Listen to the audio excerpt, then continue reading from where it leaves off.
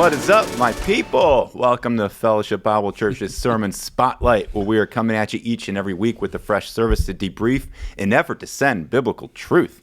What better way to do that than by the power of conversation? You hear the chuckling already. We are ready to go. Yeah. I'm going to go over here to my left first and introduce Mr. Tim Sanford. This is a first for How me are you? right there. Yes, we'll give Yeah. you special privileges and honors today. Thank you. That's good.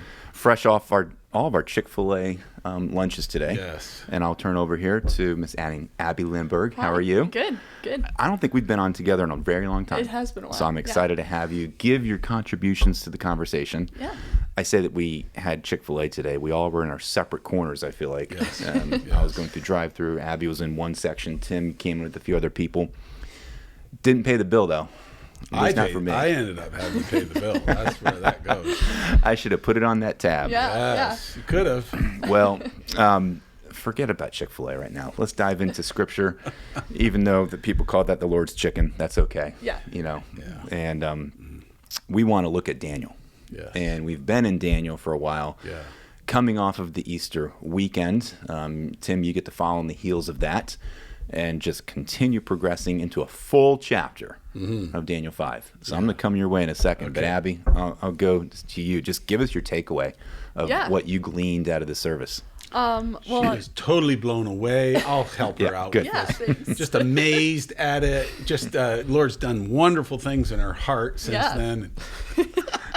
I love it how Tim always just jumps in. Ready. I'm just helping out, you know? Yep. Is this part of, pause for a second. Is this part of your self-reflecting of how you didn't think a Saturday service goes well? So it's just all part of an application component as well. There you go. You can Yeah, throw Sermon Spotlight in there of being like, Yes. Sermon Spotlight didn't go as I wanted it to. Walk in the Spirit now, Tim. Yeah, Here we go. okay. Yeah. I really liked it was close to your opening statement of God's sovereignty is displayed in the realm of historical fact so that we can be confident in the realm of future fact, which has been, it's true of a lot of stories in the Bible that God's proving his faithfulness to us over and over again. But it seems so obvious in Daniel. It's like Daniel tells us all kinds of things that he had no business knowing, but God used him to message through. Yeah. So I just thought that was a really good way to summarize what we've seen through Daniel. Yeah. So can I ask a question? Sure. Reverse the roles here a little bit. Yep. Everything's different today. Love it. I'm just curious your take on this. So you say, okay, that is actually something that comes up in multiple places in Scripture, right?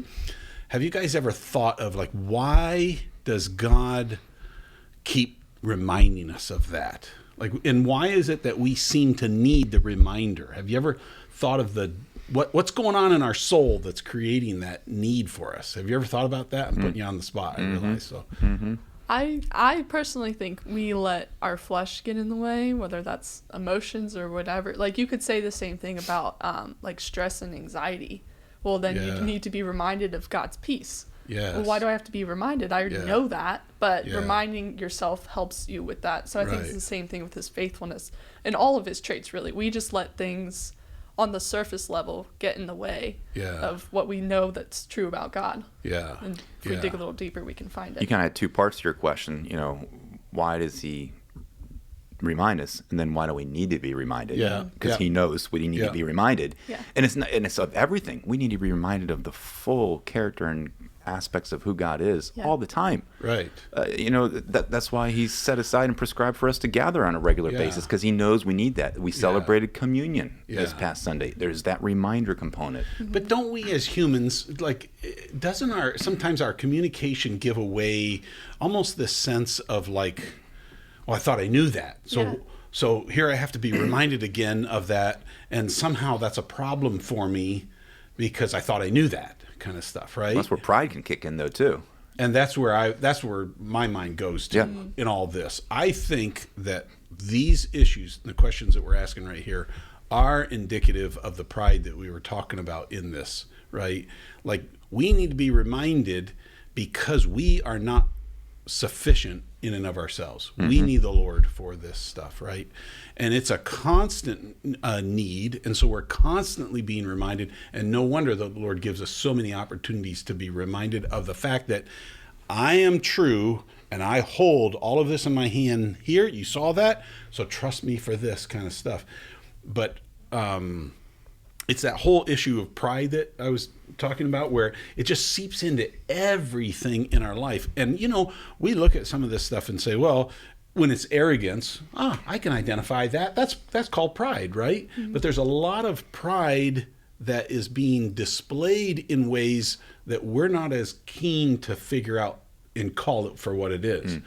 Like the symptoms instead of the root. Yeah. Thing. So if I am insufficient and I need those kind of reminders from the Lord, but I think I'm sufficient, and what I mean by that is, like, I can actually tell you, well, I'm insufficient because, the Word of God says it, right? But if I really truly believe in my heart, but I am sufficient, no wonder it becomes a bit of a shock to my system.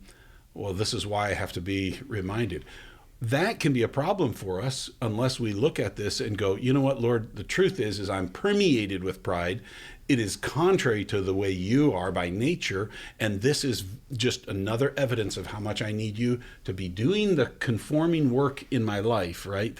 To bring me into line with what it is that your word says. That's somewhat of a mature perspective, though, what you just said. Yes. So certainly. It takes a long years and years, and sometimes people don't ever get there. I know I'm still in that spot. Right. And so it's just the constant chipping away at us. Yes. To mold us to where we recognize our consistent need. Yes. We might think, we do need God for salvation and to take us away from eternal damnation. I need that.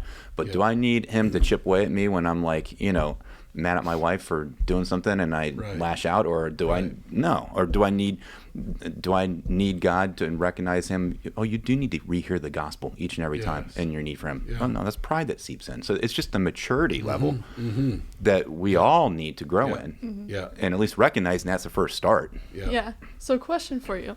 Uh-oh, now she's reversing the order. I am. So in our community group a few weeks ago, we were talking about some of these traits. We called it generational sin, things you've inherited from your parents and just their behaviors. It could be that kind of thing. And how that's played out then in our marriages, as most of us are youngly married. I don't know. We're not newly married, but we're in there. So some of us were saying we think our root is this. Someone did say theirs was pride. They felt like they got a lot of pride from their parents or just the way they were raised or whatever. Yeah. And someone else said anxiety, their parents lived kind of a fearful kind of life and they inherited those kinds of traits too, and they've had that play out. And then some of us talked about how we noticed some of the symptoms, but not necessarily what that root sin was, if that makes sense. Yeah. So are you saying that you feel like everyone's root is pride, or are there different roots you think, like fear or other things? No, I would say everyone's root problem is pride. Okay. And maybe if I can illustrate it some. Okay. So let's take anxiety. Mm-hmm. If I'm anxious about something, would you agree with me that that's an indicator of a thought process that I have? Yeah. Right? Something's going on in my mind I'm not anxious over nothing. I'm thinking about something, right? So when that is happening, is that thinking that's now what we see as anxiety, right? Is that thinking God's thoughts after him? Or is that thinking my own thoughts that are contrary to God's thoughts after him? I'm asking. Well, that's our own. Okay. Yeah. So great. So as I walk in that, and I actually, you're seeing maybe some sweaty palms, some symptoms of my anxiety, my nervousness, right, about all of that kind of stuff, because my thinking is such. Well, God actually, his word tells me, right, for example, perfect love casts out fear, right? I don't have to be anxious for nothing. Mm-hmm. There's an opportunity for me to make some choices. So that's what his word says, but I'm actually functioning in this realm. Ultimately, what I believe that's showing is I'm trusting my own thinking more than I am his. And it's showing up in anxiety is what it is. So what is that a result of? My pride. Just like, remember Belshazzar, he says, you didn't get what Nebuchadnezzar got. You were lifted up in pride. You didn't humble yourself, and therefore you didn't glorify God. So why not? That not glorifying God would be the same thing as anxiety, because my thinking is prideful and I'm not considering him and who he. If he showed up, God showed up right here, right now, not a single one of us wouldn't be glorifying him. It would just be automatic because we're seeing him for who he is, right? Or at least in part. And we would glorify him. But when my pride is what is prevailing in my thinking, no wonder I have a problem with anxiety or glorifying God or fear or anger, like you're saying, with all of those things come back to there's a proud issue there going on in my heart. And pride can come up in the obvious form of, oh, I'm better than you. Yes, I know more than you. The arrogant side of it. But pride can come up also in the negative, which is where I'm not good enough. Or or I am fearful, or I don't measure up because how could I ever look up and become that person? There's still the pride in that because you're placing the dependency on yourself to compare yourself to other people or whatever it might be. There's still that self-focused that's right. Ultimately is the root of sin. I mean, look at what does Satan's fall come from? Yep. Is that I'm lifting up myself in pride, that self-focus. And so, I agree. At the root of it all is this prideful, sinful, fleshly nature that is unfortunately with all of us. And there's a deceptive quality to it, right? Like that's what happens is that God says this about us, and we are deceived into thinking this about ourselves. Yeah. And so I said, just real kind of quick, like pride is a beclouded state of mind is what it is. It's not seeing things accurately. Humility is seeing things accurately. That's why I would say seeing them the way God sees them, because he's the only one who really truly sees things rightly. My privilege is to understand what he says and align myself up with that.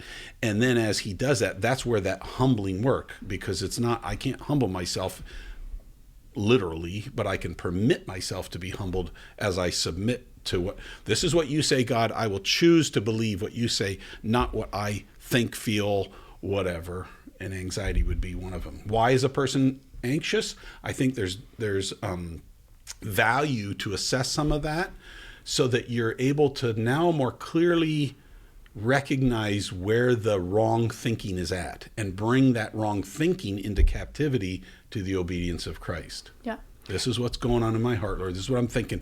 And it's contrary to your word right there, isn't it? And the reason why this topic is relevant, if I look at Daniel 5, verse 22, where he's talking to Belshazzar, says, for you, his son, talking about Nebuchadnezzar's son, Belshazzar, have not humbled your heart, even though you knew all this. Yes. But you have exalted yourself against the Lord of heaven, and they have brought the vessels of his house before you, and you and your oldest wives, and yada, yada, and just here, God's going to come down on you, basically. Yeah. So he's like, you have not humbled your heart. Right.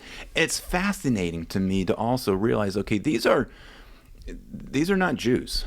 Right? We're talking about people who are not in the covenant of God, and yet they have at least been exposed to God, of who he is, the one true God. Right. They've heard stories. Right. I mean, he's not dumb. He knows Nebuchadnezzar and what happened with, the fiery furnace. I'm sure they've heard about that and who Daniel's God is. Right. And they're turning their back. Right. And so it almost goes to like the Romans 1, no one has any kind of any kind of, you have no argument against anything because all of us have turned our back. Yeah. All of us have sinned. Yeah. And so it's fascinating to see that we need these constant reminders. We do. Because, as I'm saying, those stories, I'm sure, got passed down from generation to generation in the Babylonian Empire of who God is. Yeah. And yet, here he is. I'm not going to humble myself. I'm going to raise myself up and look at all the things that I've done. Yeah. And we need these reminders. And I'm reading into it. I'll admit to that. But okay, who in the world has a party when the invaders are at the door? They're getting sieged, right? What kind of thinking is necessary for you to be willing to do that and put on a big party? Is that, and not only that, the context is, hey, let's go get the vessels that we took from the temple there in Jerusalem. We'll use those. Mm-hmm. Yeah. Why are we doing that kind of stuff? I think all of those are giving us a hint of this problem that Daniel ultimately puts his finger on. You're swallowed up in pride. Look at what you're doing. Because in the cool light of day, the three of us are sitting here going, you shouldn't be partying. Like, you should be conniving and scheming and working towards how am I going to defeat that army or protect ourselves, right? But if you are so full of yourself to think, they can't come in here. Why? Because nobody else has come in here. Now, wait a minute here. It's no different than, remember with Peter, as we were going through there, there's some who say, there's scoffers. Listen, this has been going on all along. So why would we think there's going to be any change? That's what we do, right? It's the same exact stuff. So it just goes to show. And to me, the reason, again, for this is some people, they want us to see that kind of stuff because they kind of want to grind our nose in it, like as if somehow that's going to do us some good. God doesn't grind our nose in it. He wants us to see it because in the realization and recognition of this pride that permeates me and all the consequences, let's say, of that, it brings me more and more to that place of dependence upon him. Lord, I need you, I need you, I need you. And I need you even for in the recesses of my heart that nobody else sees but you do. I am swallowed up in pride, right? And it's contrary to you. It doesn't bring glory to you. It has the effects on me that you say it does too, right? What a difference then when I see that, and then we'll turn to him for that. How prideful is it for us to even read these passages and be like, oh, he's an idiot. Yeah. What are we thinking? Like How as good if are you we thinking? would never do right, it. Right? Yes, And exactly. here we are, we're looking at these stories and seeing who God is and what humanity looks like. Yeah. And we're like, I would never do that. Or when you go through and look at the disciples, how stupid are they for not seeing the signs? Yeah. Well, Yeah. we're in the same boat. Yeah. And isn't that, like, again, nowhere in this book do we see any kind of incrimination against Daniel for being proud. Nowhere. Mm-hmm. This is a guy who, like, from the young age of whatever he was when he got taken captive, he's picked out. Hey, you're going to be one of the, come on, you're going to be eating the king's food. And you know what I'm saying? Like, he could have been swelled up over that. Now, maybe he was, and it's just not recorded. Right. But everything that is recorded, we see a guy literally walking in humility time and again. I'll tell you what God's saying by this, and I want you to know this is God. It's not. You see him taking a humble position. Even when the king said, like, you'll be the next in line, and we're going to crown you, and you're going to get this purple robe and all this stuff. He's like, I don't want that. Yep. I'm just telling you this for your own good, kind of thing. Yeah. And, like, I'm just delivering this message because it's from God. Yep. And you're asking, so here's what it is. Yes. I still appreciate, and I know Rose Locke has said this to you a few times on the Sermon Spotlight here, that you go through a long passage like this, and you take time to give certain application points all along the way. And this week was impressive because it was a lot to get through where you needed to unpack the full story, and you held out on revealing the end of the story to give a few of these kind of takeaway points. What do you feel like that you missed out on? Because this is a full chapter, and here we're talking about kind of the humility and the pridefulness. What else do you feel like that you needed to or should have or wanted to convey? Well, certainly some of the stuff that I put in the notes, I just knew I didn't have time to do all that, but I just highlighted them. You know, the character traits that are described of Daniel, I would have loved for us to be able to talk a little bit about those more and what that means for us. So, for example, the word light was he's light. We could have developed a lot more of, like, what does that actually mean? I mean, I said, hey, we've been translated out of the kingdom of darkness into the kingdom of his dear son, right? So now we're no longer in that, and we're also called light. But there's ramifications to our life if we could get some of that. We didn't have time to walk into that. And the same thing is true with the Holy Spirit, like he had the Spirit of God within him. Right? The same thing is true. Wisdom, understanding, all those different words. So I just tried to give, here's a couple places someone can start with if they want to, but there's so much about that. And even again, I was hinting at some of this stuff, but, like, isn't it unfortunate that there's times when believers are ill-spoken of in a work environment because they are not functioning as a true child of God should be functioning, as opposed to, us having such a testimony before the unbelievers that even though they don't believe in God or like God or anything, there's something about us that is just a resounding testimony of who God is, right? That should be normal for us. It should be where employers are going, is anybody a believer? Because I've been around those guys, and I'm telling you what, they're great workers. Not that I'm getting everything out of them, but you can count on them not to steal from me. You can count on them to give me their word and mean it. Like you can count on the qualities and characteristics of a godly person. Yeah. I wish we could have talked about some of that. Yeah. Well, and even as you were saying it in the sermon, I was thinking of the Queen's description of Daniel as very complimentary. Yes. And very kind of lifting him up a little bit. Oh, he's all these Mm-hmm. things. And then you're turning around and saying, yeah, we all are that. And it does kind of normalize it in the sense that it's we all carry those traits. And it's not that Daniel was unique because of them. Well, he was in this instance, but as believers, we all carry those traits. We all carry that exuberance, I guess. Yeah. I'll talk about this a little next week, but the reality is that we've got a 90-year-old man who's schooling us. We're literally watching, as we've read these 5 chapters, we're getting snippets of his life and seeing a 90-year-old man walking with God and doing it in such a way that he's modeling things for us, not to, hey, watch me, but he's just doing that and we get to learn from him. We're going to find in this next chapter that the only way they're going to be able to get to him is by realizing he always prays to his God. We're going to do something about it. How did they know that? There's a steadiness about this man over the years. He's schooling us in that.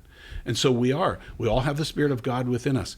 And it doesn't mean we have to go home 3 times a day and pray just like he did, but there has to be this attitude of dependence upon the Lord, which was why he prayed, right? We're looking to learn how to pray instead of looking to, Lord, I want to grow in my dependence upon you, because guess what that'll mean? I'll be praying a lot, right? And as we grow in that dependence, we recognize that God is in charge, not us. It goes hand in hand with that proudful heart versus a humble heart. And it goes to we will then be presenting ourselves in a light of who God is, like the story that you shared of getting mulch, of remembering, I need to at least give God credit for X, Y, and Z. And in the same light, Daniel is responding when he first approaches the king in the story. He says, O king, the Most High God granted sovereignty to your father Nebuchadnezzar. There's that little subtle, hey, God did this. Not anybody else, not you, not me, not us. And so I think we can all grow as we grow in our faith and our dependence on God.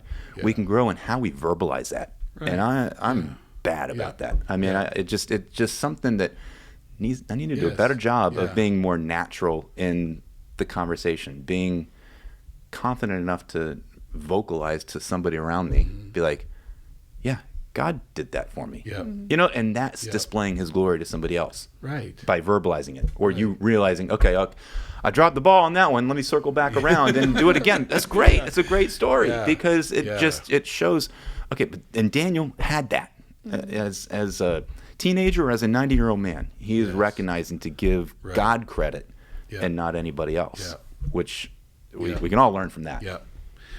I wish there was more in the book about Daniel's character that we could study and learn, but there's not. But I think Joseph is a lot like him. And in Genesis, then you can read, and you can, because again, we have a young man who's told, hey, here's a vision, right? And how God uses the circumstances to bring that about to where, yes, indeed, his dad and his brothers are actually bowing down to him, right? And so is everybody else, for that matter. And you do not see a guy who's puffed up over that. In fact, when dad dies and the brothers are like, now he's gonna do us harm because dad's out of the way, and he just reassures them. He's just so humble, so willing to give that over to the Lord and let it be. You meant it for evil, God meant it for good. That's okay, right? Yeah.